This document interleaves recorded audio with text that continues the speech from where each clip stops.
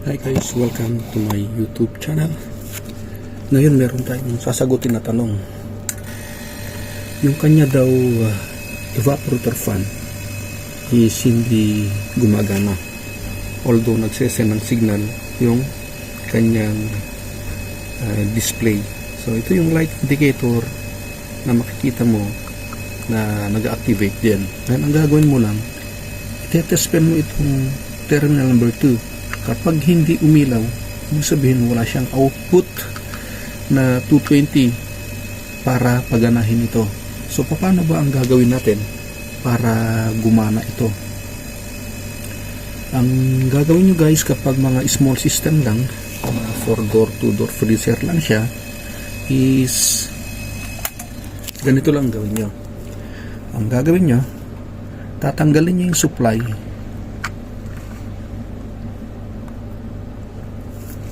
Yan. Uhugutin nyo lang terminal number 2 kung Dixel yan ha. Then, hugutin nyo.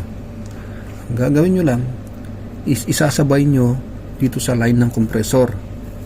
Ito ang line ng compressor natin. So, ito yung guys. Either pagsabayin nyo dito, yan, i-insert nyo rin. Pero most of the time mahirap magsabay diyan.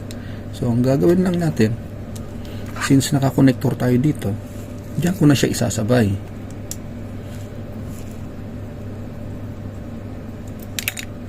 Yan, isasabay ko yan.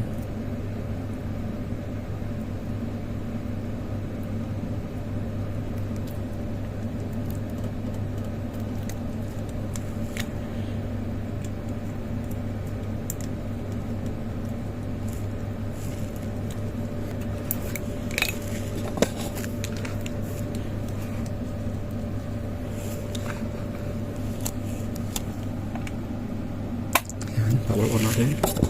The moment na andar ang ating compressor, aandar na rin ito. So sasabay siya. At